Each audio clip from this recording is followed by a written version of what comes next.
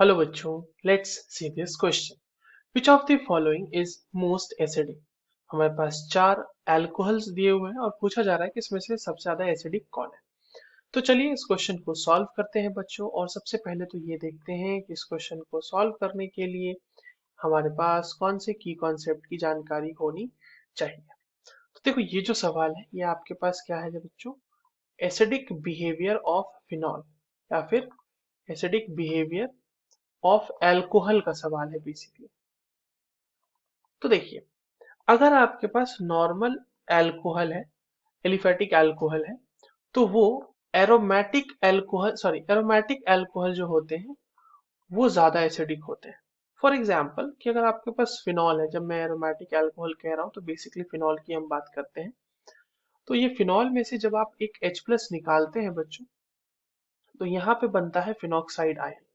और ये phenoxide ion जो होता है ये रेजोनेंस स्टेबलाइज्ड होता है। ठीक है। और रेजोनेंस स्टेबलाइज्ड होने की वजह से ये एसिडिक कैरेक्टर ज्यादा अच्छा शो कर पाता है as compared to aliphatic alcohols. तो फिनॉल की बात हो गई। अब अगर फिनॉल को आपको और ज्यादा उसकी एसिडिक बिहेवियर को इन्हांस करना है, तो आप क्या करो कि फिनॉल के ऊपर कोई एक इलेक्ट्रॉन विड्रॉइंग ग्रुप लगा दो, जो बेसिकली फिनॉक्साइड आयन के ऊपर जो इलेक्ट्रॉन डेंसिटी है उसको थोड़ा सा और खींचेगा और उसको थोड़ा सा और स्टेबलाइज कर देगा। तो इलेक्ट्रॉन विड्रॉइंग ग्रुप जो होंगे बच्चों, वो क्या करेंगे? स्टेबिलिटी इंक्रीज करेंगे। ठीक है, स्टेबिलिटी किसकी? स्टेबिलिटी फिनॉक्साइड आयन की स्टेबिलिटी इंक्रीज करेंगे, जिसकी वजह से एसिडिटी या फिर एसिडिक कैरेक्टर वो क्या हो जाएगा? बढ़ जाएगा। अब आते हैं बेंजाइल अल्कोहल पे। देखो, बेंजाइल अल्कोहल क्या है? बेसिकली बेंजाइल अल्कोहल एक एलिफेटिक अल्कोहल ही है। क्योंकि वहां पे ये CH2 से OH लगा हुआ है। बेंजीन रिंग से डायरेक्टली OH नहीं लगा हुआ। ठीक है, वो तो बेंजीन रिंग से एक CH2 लगा हुआ है और फिर उस CH2 से OH लगा हुआ है।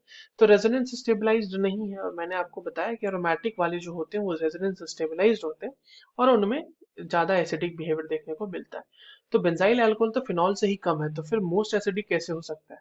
ये नहीं हो सकता। साइक्लोहेक्सेनॉल, साइक्लोहेक्सेनॉल भी एक नॉर्मल एल्केन ही है, मतलब अल्कोहल ही है, एरोमेटिक अल्कोहल नहीं है। ये है साइक्लोहेक्सेनॉल। यहाँ पर भी जो OH है वो sp3 हाइब्रिडाइज्ड कार्बन एटम से लगा हुआ है, जबकि एरोमेटिक अल्कोहल्स में OH जो होता है वो sp2 हाइब्रिडाइज्ड कार्बन एटम से लगा हुआ होता है। तो ये भी नहीं हो सकता। थर्ड के केस में देखो, मेटाक्लोरोफिनॉल। अब देखो, क्लोरीन मेटा पे भले ही लगा हुआ है, पर क्लोरीन है इलेक्ट्रॉन विड्रॉइंग ग्रुप।